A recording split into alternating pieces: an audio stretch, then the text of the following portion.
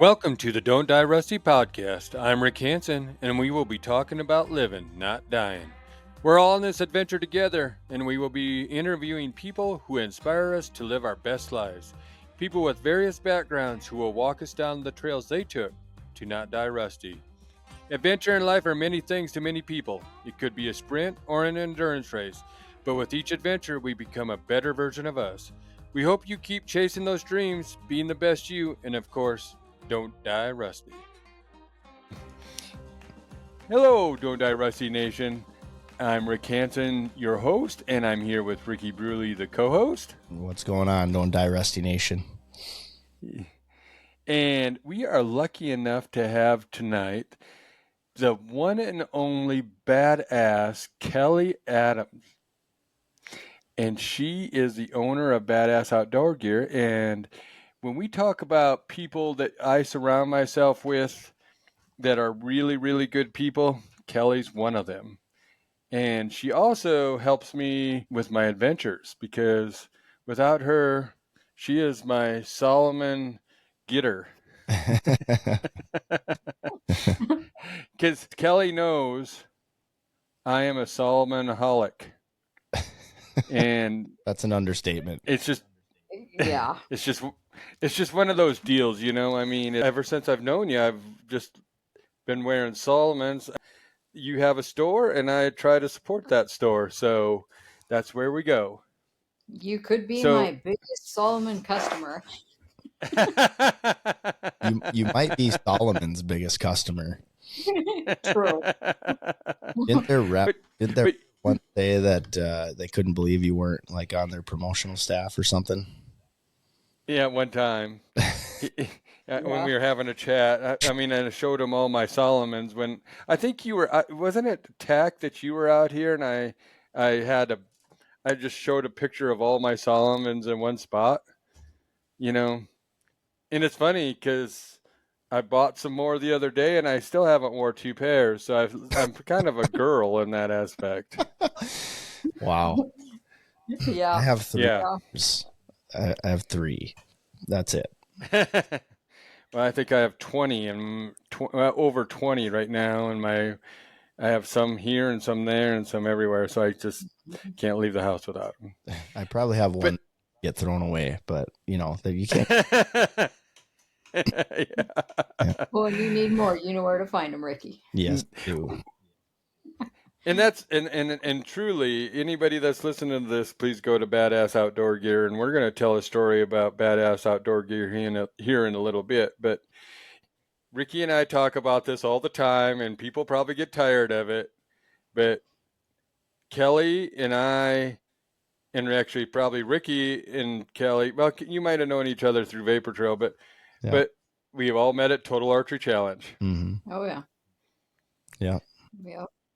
Then the relationships kind of kept on blooming, we'll say, and now we just get to hang out and go to Total Archery Challenges and hang out. And then I say, Kelle, can you bring a pair of Solomons to this or that one? And just keep on adding to my collection, you know. But I didn't know things about Kelle, and she is a don't die rusty person that she just surprises me. And I would like Kelle. Ricky, did you know Kelle was a badass motocross racer? I didn't. That's part of the reason why I'm really excited about this conversation, because every time I see you, Kelle, we're out. It's always just like we're busy, we're working, we're moving, we're doing stuff constantly. So there isn't, and even then after the fact, then, sometimes, we'll hang out, we'll have dinner and we'll do all that stuff, but there's so many people to talk to. And so you don't always get a chance to sit down and talk to everybody, and have meaningful conversations. So I'm pretty excited about this, but yeah, that's pretty amazing. Yeah. I'm not surprised that you'd be a motocross racer. No, you're not. Well, tell us a little bit about your motocross racing, and it's just amazing to me. I'm not going to tell this story because people need to hear it from you, but you are an amazing woman there.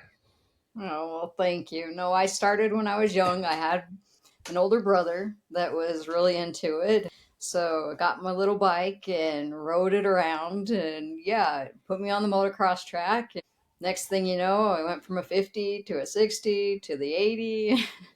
And then my mom and dad were like, "You're not racing no more with the boys." I'm like, "But I want to." They're like, "Well, you're not going to." So when I turned like 16, they're like, "You're done." So I'm like, "Fine, when I move out one day, I'm going to race again." So I moved out and I started racing again. So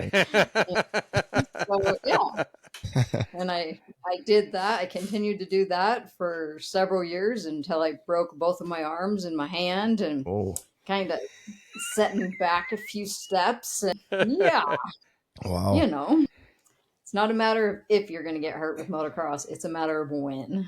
Right. Yeah. But I still That's- miss it. but didn't you break your arms at the same time? Yeah. Or is that different? Oof. No, same time, same day. Yep. Uh, Yeah. Tried to jump a double and hit neutral and went over the bars, and my bike landed on top of me, and I don't remember any of it, and I still don't to this day. And I got an ambulance ride and surgery and titanium elbows and pins in my hand and all that good stuff. wow. Isn't that amazing, Ricky? Yeah. Kids, It's awesome. I mean, sort Yeah, of. right. Exactly. well, yeah, because it's like Ricky was talking about. We go to these places, and usually, I'm gonna say it. This is always funny, but like we go to an after party. It just seems like Kelly and I end up sitting in this corner just watching people, and we just chat and talk. And I learned this stuff about Kelly because, and like I said earlier, it's just cool to have good friends and just be able to sit and chat and just laugh and talk seriously about things too. So, and I learned that, and I thought, well, if anybody's badass, that's badass right there, Yeah, it was fun while it lasted. So, Well, good. And yeah, so, and then I know that you go to Barrett Jackson a lot. I Is that do. true? Yeah, Yeah, I that's grew like up an in annual thing, isn't it? it is, yeah. I grew up in the car business. My mom and dad are car dealers, and so I grew up. And my dad threw me out on the lot and at 15 years old and said, "Go sell a car." I'm like, Mm. how? He's like, "Just go talk to him. Call me if you need me." And I'm like, ah. So yeah, it just threw me out there to the wolves. And but ever since I was young, my dad would take all of us, even as little kids, to Barrett Jackson every year. And I don't know, it's a fun experience. Plus, it's right in the middle of winter, so it's always nice to go to Arizona in the middle of January, where you hope to see the sun and it be warm. And most years it is. Mm-hmm. So Yeah. why not? So a lot of nice. So for the listeners, what is Barrett Jackson? Oh well, Barrett Jackson is a very large antique kind of.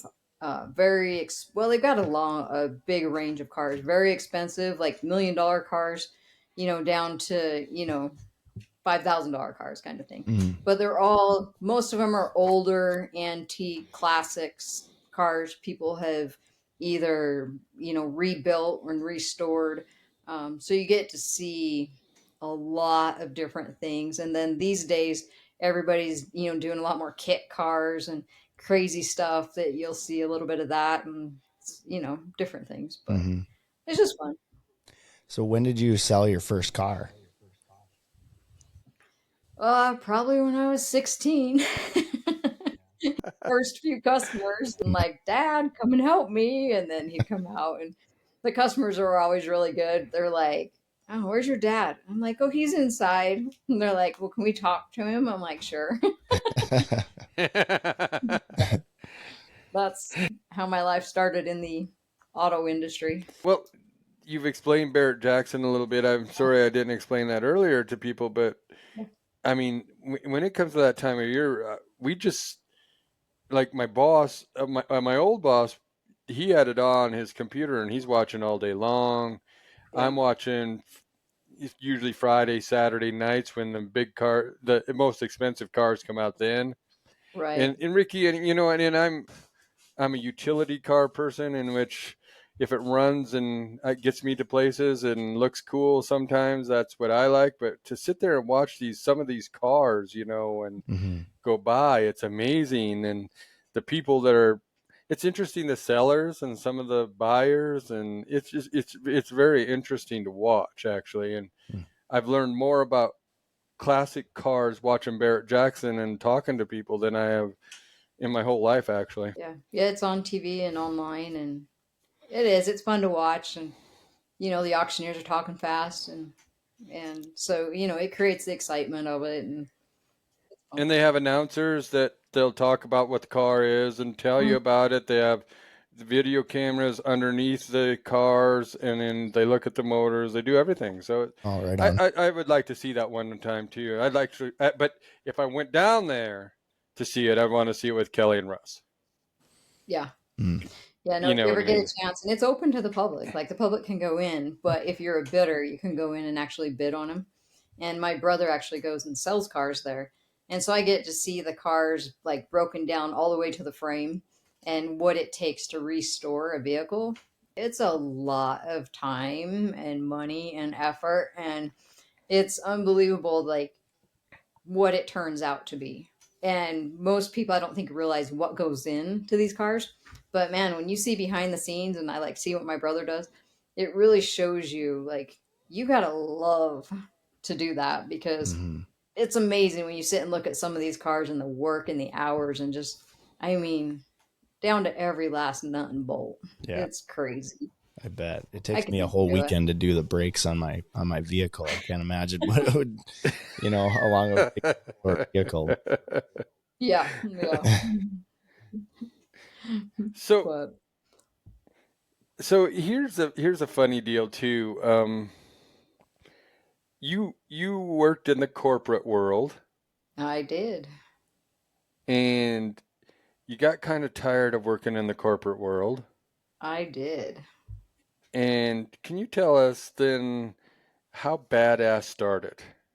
Yeah. So when I was in the corporate world, actually working for an auto auction company, I guess in the corporate world, you're expected to be, at least with these people at this time, you're expected to kind of be like a robot. And you're supposed to, like, you couldn't manage it. Like, it wasn't, so I was the general manager, but I couldn't manage it my way. Like, you had to do everything they told you to do, which I didn't like. I'm a very, very independent person.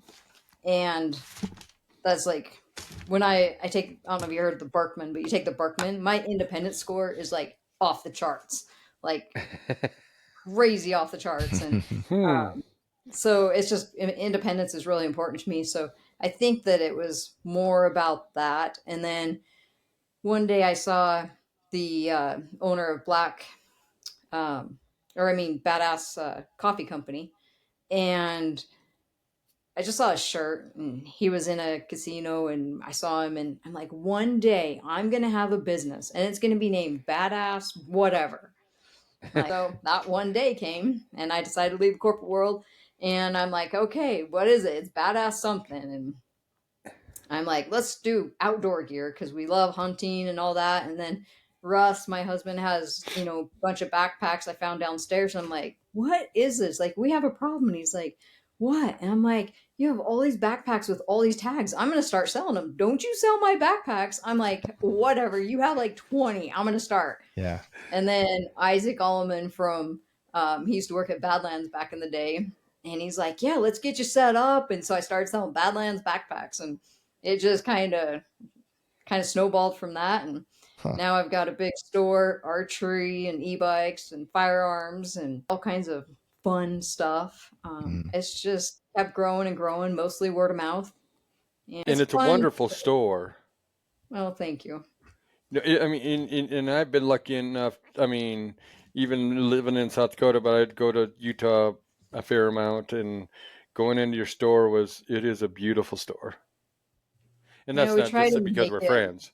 No, we try to make it different. So normal archery shops you go into, it's usually kind of old, kind of dusty, kind of Hmm. dim with the Yeah. lighting, like not like super nice. So I'm like, I'll be the Apple store. of like archery. Yeah. So you won't see a mount in the store. It's just different. You walk in, it's nice, it's clean, it's like bright. It is bright. And then, we try to just take care of the customers. And that's how I've always looked at it, is because customer service is hard to find these days. And take care of the customers. It just works out. Plus, we all love what we do. Everybody at the shop loves what we do. I've got a great crew. It makes it easy when everybody loves it. Yeah, for sure. We get into Don't Die Rusty, and I always say at the end, chase your dreams and be the best you. And it's awesome to see somebody like you've given me hope. I mean, we've chat here and there, and we talk about things, and I probably wouldn't be here without you doing this conversation right now. Well, I should go back here, folks. This is before I could call Ricky, and he's not at a rap concert, and I have service. But I actually did an interview with Kelly in Las Vegas, and I screwed it up because truly at that time it was like my second interview, and I was technologically inept and screwed it up. We'll just say that. That's never happened. Come on. No. But what I'm trying to get at is with the Don't Die Rusty stuff of chasing your dreams is leaving the corporate world where and going into the unknown is an amazing thing. And and then you telling us earlier you're independent, and I can honestly see that. Yeah. But it's interesting to me, and I have to give you great kudos for that, because if a listener hearing this says, I can't do it, well, you just did it. Even though it was Russ's backpacks and you're selling them, Right.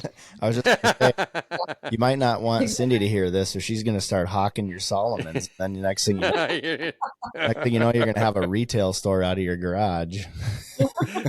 I'll come home and there'll be a watch retail out. store. You finally get to leave the yard, man. Yeah, and very few people get to see that side. Russ is your husband, but you own Badass. Yeah, I And try to keep Russ out of there for the most part. I bring him in for sales once in a while, but other than that, I kick him out because, it's just, Badass is my baby, for sure. I know.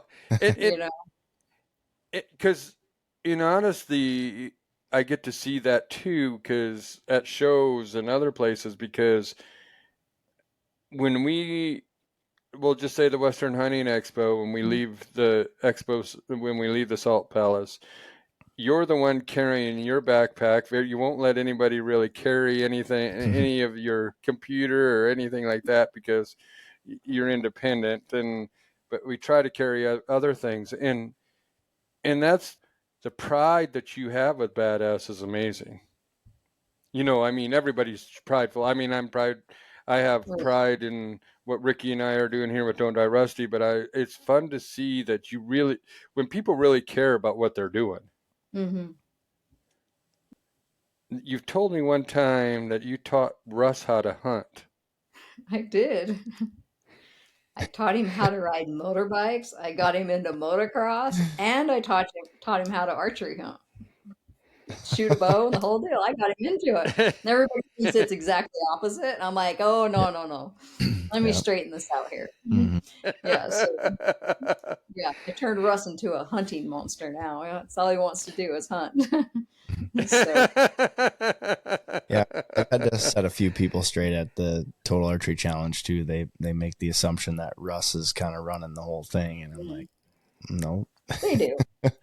And, it's a male-dominated industry, and I'm sure that that's probably why you just assume, that the man is the one running the business, because it's very male-dominated, but I thrive in male-dominated areas. I've always been in a male dominated industry, from the auto industry, which is the same thing, now to, the hunting. But, Mm-hmm. I love getting the ladies involved. And one of the best compliments I've ever got was a lady that came in and said, she actually left us a review, and she said, it's the only place that I can go in and get treated just exactly like my husband gets treated. And I was like, wow. She, because normally if I go into an archery shop, guys are just like, yeah, whatever, you don't know what you're talking about kind of thing.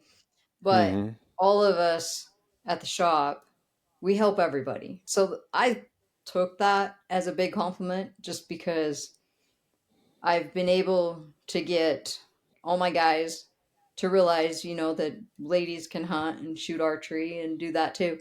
So I looked at it as a compliment. I was proud of it. Yeah. So yeah. Yeah, you should be, and you're right, because when I've traveled a little bit and gone to some dealers, and to your point, there's a ton of them that are just like you're saying. There's old stuff laying around everywhere. They're dusty, they're dirty. But even like for me, basically representing a company in the archery industry, I can't get people's attention sometimes. I'm just walking around looking like, hey, can I get some help here? And you don't get anything. It just blows my mind. I don't know how places like that stay in business, but yeah, I mean, for you guys, I haven't been in your physical location, but just at the Total Archery Challenge, it's like everybody knows you guys because you're very approachable. They go into the booth and you're right there with them. Hey, can I help you with something? But not hovering. It's like, okay, just let me know if you need anything, and super helpful, super knowledgeable. So that's great. Yeah. Thank you. Yeah.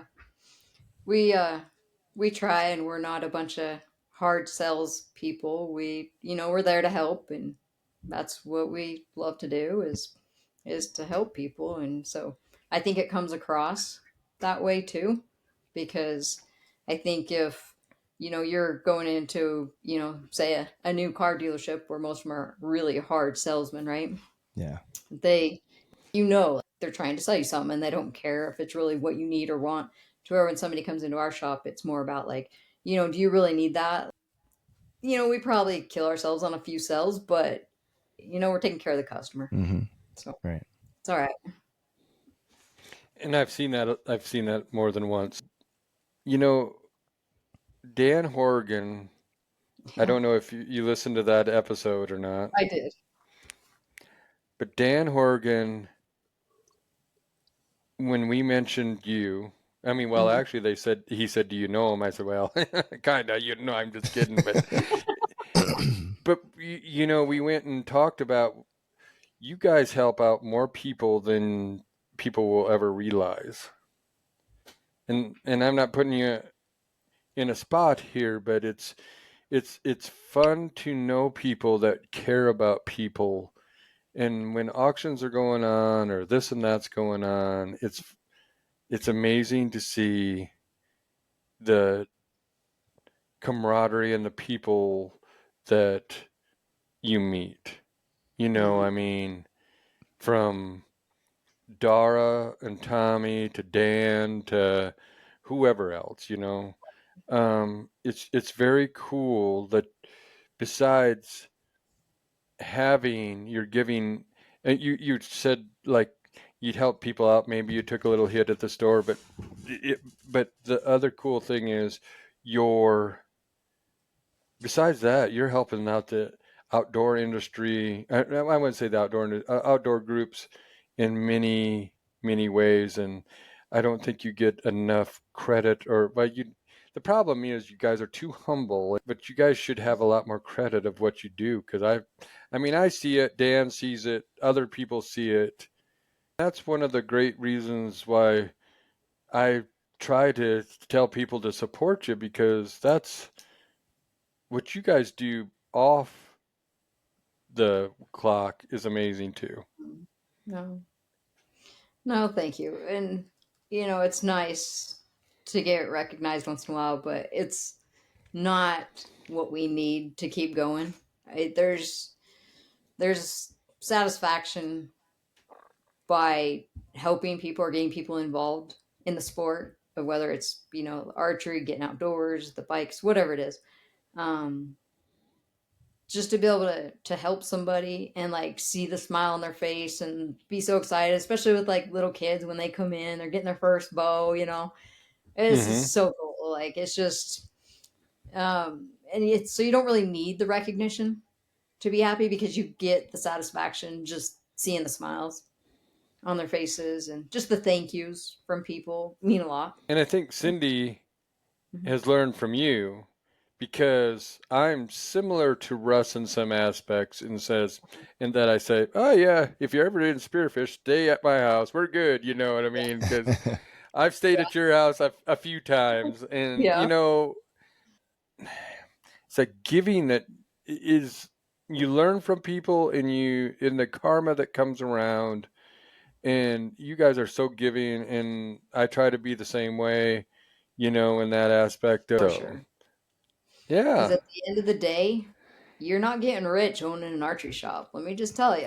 You do it because you love it, not because you're making bank. So, but yeah. So Kelly, is there any new things upcoming for the shop or just for you and Russ up in the next year? Anything exciting that you guys have coming? Nothing that's like super huge or anything. We are starting to push the waterfowl a little harder now. Waterfowl, we keep learning, is like big in Utah, and Oh, so and nobody really caters to it, and so it's just mm-hmm. kind of something we've discovered. And then also looking at air guns, that's becoming a big thing. It seems Okay, yeah. growing, and so we're all about e-bikes were big for a while. They've kind of died off a little bit. But we'll go with the flow of what's popular. We'll try it. I like to diversify in the business. If I was just an archery shop, I don't think I would still be around. Mm-hmm. I think you have to be more than that. Yeah. And Yep. so, that's why we got the firearms because most people that shoot bows also own guns or shoot guns. So you get a lot of that crossover. Normally people that hunt, they have some kind of bird hunting along with archery or rifle hunting or whatever. It just kind of all goes together. Mm-hmm. So try to specialize in knowledge of certain things and go with that. Like nothing too crazy Mm-hmm. yet. Mm-hmm. Have you had any of those like waterfowl nuts come in and be like, "Oh, do you have this particular decoy?" And then say, "I'll take like 50 dozen of them." Nothing that crazy yet. Is Nothing that crazy. when I worked for the Sportsman's Warehouse, I would see that guys would come in and like the newest decoy would come out and they would just buy out everything you got, everything. And you're like, we just got all this, and then you're back ordered on it, for another month or whatever. But yeah, Oh yeah. that's really cool. That's awesome that you guys are expanding and just kind of going with it, adjusting where you need to. Yeah, for sure. We got two new yellow labs. Well, kind of new. One's 6 months and one's 2 years old, and Oh, getting them trained. Then we got the duck boat, and so plus just not us getting into it personally, but also mm-hmm. stretching that into the business. You did. It, You don't put out like a set like Ashley and I put out that set a couple weeks ago, did you? I don't know if what's you've that? sone that video. I didn't Well, see it. you went. Too. We did a video for Sam Soholt. Oh, The duck. oh boy. I said the bigger the decoy, the bigger the duck. Oh, I see. I think I heard about that, but I have not seen it yet. Well, you're going to have to see it. I Quite am, the especially deal. now. Especially Yes. So now. Yeah. yeah. Have you guys done any hunting at all, or you just get too busy this time of year you can't get out? Last year I did not get out. This year I did get out. I had an archery tag, and then Russ, he got a rifle tag, and so I went out. And in fact, I posted on our social media. If you saw it, we had a really really close encounter.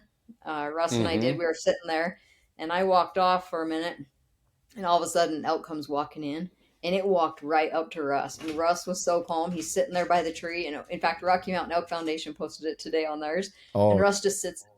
And I'm like, Russ, like, wasn't you worried about him like coming up and stabbing you with his antlers? And he's like, no. And I'm just like, you're nuts. And that is not the first time he's had that happen. Like, he's had it happen a couple other times, but nobody will ever believe him, right? Well, this time I got it on video. And it was a nice bull. But yeah, I was like, I should have told Russ, duck, and I'll shoot him. But yeah, he had us, and it was so much fun.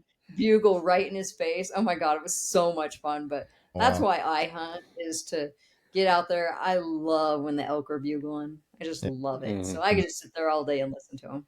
Mm-hmm. But and then he did end up getting one with his rifle. Oh, good. So we've got some meat in the freezer. Yeah. And that's actually funny, because Ashley and I were talking about that today, about how we love the elk bugling, but we love the camaraderie of being together and going on hunts together too. So to be able to see that with another person, I mean, that is the amazing thing, because like you got Russ. I mean, that elk was close. Oh yeah. I mean, 5 yards. I can't remember, one of the two.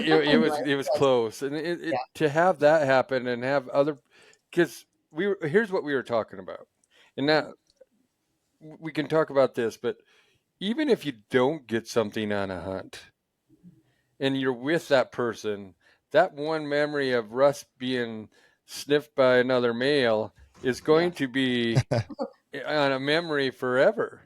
Oh yeah, that's my trophy. Like, I got my trophy. Like, I didn't need to kill anything. I got my trophy. Like, that was such a great experience. And it was like we had a few, nothing like that close, but just getting into the elk and bugling and stuff and seeing them in their element. God, that's Oh, I don't care if I have a bow in my hand or not. Honestly, I just love it. in the video now, so it's pretty cool. I'm watching it as we're talking. So, Oh, are you watching it? Yeah. That's pretty cool. Yeah, he's really cool. Isn't it? Unreal. And then he bugles at him, and they sit, and this goes on for 5 minutes, and I cut it down to under a minute just to be able to post it on social media. Mm-hmm. Like, they are having a stare down, and I'm just sitting in the back of the still, like, getting. And I know the elk looked at me, and I was like, "Hey, buddy, where's your dad?" Yeah. But I want your dad. But I mean, he was a nice bull and all, but it was pretty cool. That's awesome. Yeah. It is. But like I said, those are the experiences that we'll remember. Absolutely. And we were talking, like I said, my hunts this year have been all right and exciting, and I've had some close calls. I was like 10 yards away and couldn't shoot, 12 yards, couldn't shoot.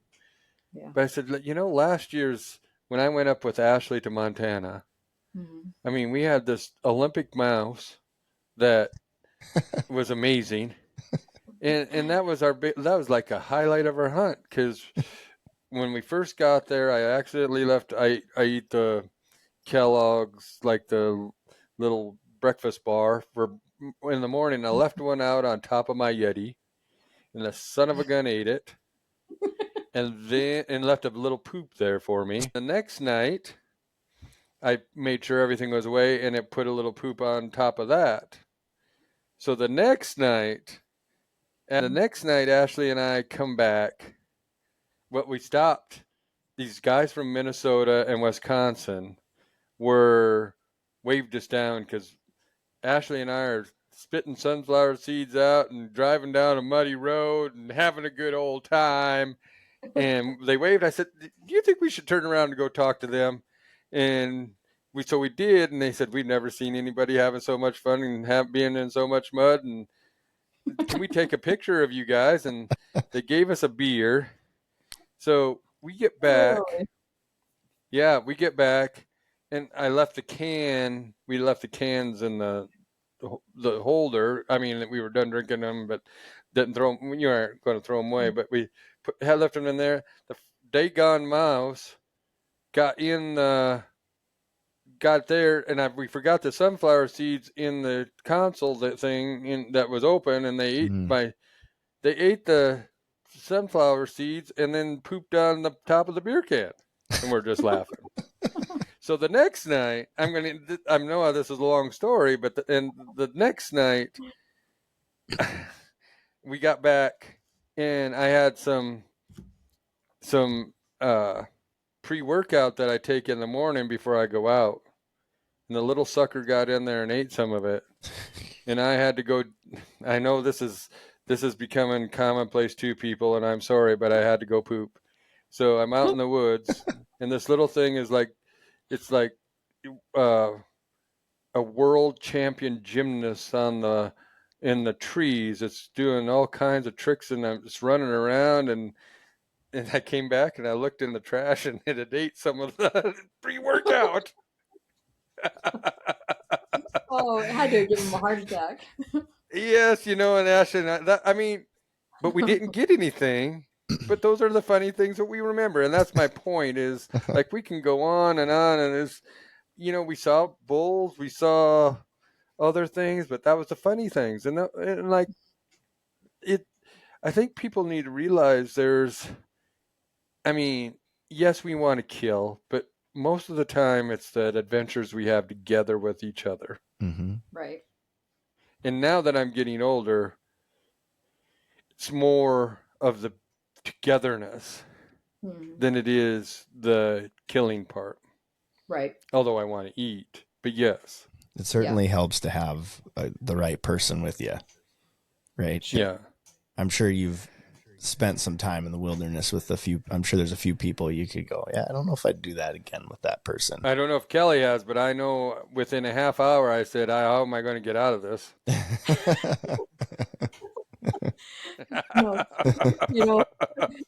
When I was young, my mom and dad, they would take us hunting, and we were always with like a big group of friends and stuff. So from the time I can remember, I don't remember what we killed. If we killed, I have no idea. We were just deer hunting with a bunch of friends. I remember I was a kid then. The adults, my parents and their friends, putting pancakes on their heads and walking around being stupid. Like I remember being at camp and the campfires, and but I couldn't tell you if we killed anything. Yeah. It's not what it's about. Yeah, it's about the memories you're making, and like we did it as a family. And it's just I grew up hunting, and so when I met Russ, he hadn't, and so I got him involved. But he didn't get to do that when he was young. So, but I think it starts like so for people out there, and I hear some guys be like, "Oh, I'm not taking my wife, or I'm not taking my kids. That's a hassle, whatever." But you're missing out on the memories, I think, because if you would take your family hunting, I don't know, I just could build into something, and you never know. Yeah. Look at me. Look what it caused. I know. Did you grow up in Utah? I did. You did? Right on. Yeah. And I feel like the last time we all hung out at Terry Peak, I feel like, and you don't have to tell the story if you don't want to. I don't mean to put you on the spot, but I feel like Russ told a story about how you guys met. And I don't know if that's, for some reason, I feel like, I don't remember. It was a great story. I remember laughing and having a great time. So, but I don't know. Can you tell the story about how you guys met? Well, I don't really think it's that great of a story. I don't know what he told you, but now I'm worried. No, yeah, we basically, he and I just through business, we actually became friends first, and then one day we're like, "Oh, you want to go out?" And I was like, "Well, okay," as friends, and then friends turned in. So that's probably why we're still together, because we were friends first before we were just, actually were a relationship kind of thing. Okay. But yeah, I'm sure there were some funny stories in the beginning. I mean, when I was teaching him how to, do motocross and stuff, I'd throw him in the berm and push him up over and cause him to crash, and he'd get up and be like, "Really?" I'm like, "Learn how to ride." So and that's kind of like a John and Jules thing too, where like Jules is coming down the mountain and John's trying to say we need to go this way, and she just goes right by him and says, "Keep up." Oh yeah, right? Totally. So And like I said, those are the things like Ricky remembering how you met at uh, in the cabin and when we're chatting and stuff, and little things that happen in those places too. I guess I'm getting more sentimental as I get older, and enjoying that camaraderie and that friendship, So yeah, those are cool no, things. I think we all do. And it's funny how much of it comes back to total archery Yeah. because I think just the evenings after, working all day or shooting up on the mountain all day, whatever, but we come back and just like we've all become like such great friends. And, we call it like the TAC family. Like there's, Mm-hmm. just a certain number of us that have been there for so many years and Mm-hmm.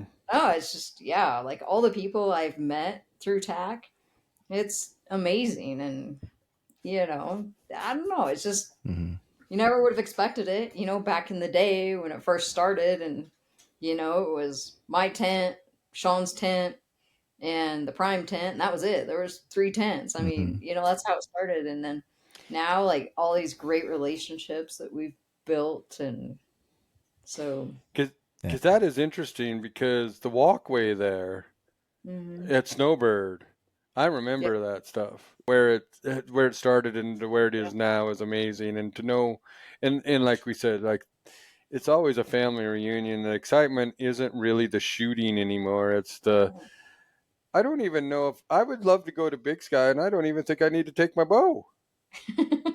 Yeah. I could just hang out in the Oh, in the Mountain Fest and just talk to people, and heck, yep. you get down and you get off the mountain, say by noon, we'll say, because I'm not going to do a double, and I don't really care to, but by that time, then it's about time you talk to a few people, and then you look at supper time Oh yeah. or going to an after party time, and you Yeah. really don't get as much time to talk to people as you think. Mm-mm. Yeah. There's never enough time. Mm-mm. You got to try to get to a few of them, right?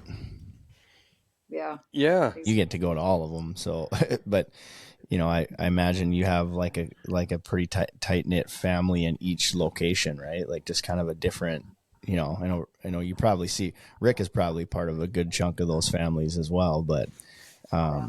but yeah, I mean, I imagine that'd be pretty cool too, just having all the little groups at each shoot. The first time I met you was at Boyne Mountain, and Oh, was it? that was when we stayed with the Prime crew, and that was the first time I really. Oh, okay. I mean, I knew Brian for many years, but that was when I first met Casey and Hmm. some of the rest of the crew, and that was so much fun. That was Yeah. yeah, that's some of the most fun that I've had at Attack for sure. Right. Yeah. It is. It's a lot of fun. And who would have known what it would have, built into all the relationships it's, developed over the years and Mm-hmm. like from making great friends and having great relationships with customers and they live across the country and they'll text me and be like, "Hey, look what we're doing. We're doing a 3D shoot this weekend." And I'm like, "Okay." So, it just keeping in touch with Yep. everybody. It's great. Oh, definitely. And it was a great conversation that we had last night with Russ because I've learned a lot of stuff last night that Oh yeah. it's really interesting that we can call each other and hang out and do that stuff, and then for you guys, actually, Ricky, Kelly didn't know this when I was doing my 100 that it was 7 miles round trip to the top of Crow Peak. Oh, Did you? But Did Kelly I was up know? on top for yeah. No. You told me it was 3. Well, it's 3 miles one way. Exactly. but we all climbed it. It was tack just before tack Terry Peak and So, Russ and Kelly and Ears and a bunch of other people. Sean, I think, climbed it that night. Frank oh, right. and yeah, I think I can't remember who did, but shake it was over, yeah. There's a yeah, bunch of us. it was a Yeah. fun. It was fun. And those are the kind of things that are just amazing. Like we were talking earlier, those are the people that you can count on. And we may not talk every day, but we talk enough, I hope. Yeah. Like, No, you know, absolutely. Yeah. so, No, it's but been It's been great. So But I want to say, I mean, if you go to Attack, Total Archery Challenge, or in you're in Draper, the shop is, isn't it? Sandy, Sandy. If, Utah, just on the yeah, outskirts of Salt Lake. It's all yeah. basically If you're, Salt Lake, just one big if, thing of people, right? well, yeah, I couldn't. I don't know my outlines there. I'd rather ride with people when I'm in Salt Lake than drive. If you're ever in Sandy, Utah, you need to stop at Badass Outdoor Gear just to check it out because Yep. there is a lot of stuff there. And you get to see Kelly. That's a privilege in itself. And if Russ is there, he'll put a smile on your face, unless you're rude or something like that. And At least tell you a hunting story, if nothing else. Yeah. he will certainly do that. But like I said, you have an online store too. Yes, everything's online. So, yeah, we push everything on the website, or you can call us. We try to be really easy to work with. So, yes, So I just call you because I don't do the online stuff. But yes, I mean, I that's don't figure I okay. need to because I want to talk to you anyway. But I tried. Exactly. But go online and support Kelly, and it's just amazing too. Ricky, I gave her a little heads up of what we were going to say. Like, what's the good life to Kelly Adams? You know, it's actually pretty simple. It's being healthy, right? And having family and friends. Like at the end of the day, that's what it's really about is not taking it all for granted because I do and I catch myself doing it. And I look around, see all the beautiful mountains. I'm like, I live in a beautiful place. And like I don't know, I just feel like I take life for granted a lot. And so I really try to stop and slow down and appreciate the little things, and laugh with the customers and the employees. And, it's just about the day to day and being happy, helping people. And, you know, to me, that's really what it's about. It's not about how much money you have in the bank account, it's not about how much stuff you have. At the end of the day, it's really just about thankful to be healthy and have great family and friends. So, I love at least that. for me. What I Yeah. do too. Yeah. Because I saw a quote today. It said the richest men are actually the poorest men because all they have is money. Yeah. Yeah. And Burned a lot of bridges, I agree with, huh? and they probably burned a lot of bridges to get it. Yeah. So I'd rather be rich in friends than money. Yeah. Exactly. Exactly. But uh, do you have anything else you want to say, Ricky? Yeah, no, thanks for your time, Kelly. I know it's a busy time of year, and so appreciate you taking the time out of your night to get on with us and working kind of with my schedule. I guess this is, we have to record because I got to put my daughter down and jump on. So Of course. appreciate that, Yes. and happy to have a chat with you. I don't often get an opportunity to chat with you in the fall. Usually it'll be in the summer at Attack or something like that. So yeah, just thanks so much for being on, and really appreciate you. Thanks for having me. And I want to thank you very much for doing this again, Kelly, and hopefully my technological ineptness has we are doing good here, and you'll be out next week. But I just want to, podcast will, but I just want to say I feel lucky, and I truly feel lucky, and I'm very thankful that we met at Attack, and you and Russ. I'm not going to leave Russ out of this either. I don't want him to get mad or anything. But I'm just kidding. But it's true, to know you guys. And for you guys to put up with my stupidity at times, you know what I mean. Ashley and I were talking about we were hunting a couple weeks ago in Montana, and she was telling about, well, Rick, when we went to the spaghetti place, and Rick will want spaghetti and meatballs, and then they dared me to put they dared me, Ricky, to put a whole 1 pound, well, I think it was 1 pound meatball in my mouth. What, a 1 pound meatball? Come on. Really. You get it? And I did it. I did. And you did. There's video. Oh, Oh no. we might But have. I mean, a green suit has come out a couple times and this and that, but but it's all to just have fun and keep people light, and so thank you so much for being my friend too, our friends here. Absolutely. Yeah. And that's the important, like you just got done saying, that's the important things in life. It really is. At the end of the day, So- what are you taking to the grave? Not That's for me. right. Yeah. No, you aren't. Yeah. So Give Rob yeah. for me when you see him. Yeah. Yes.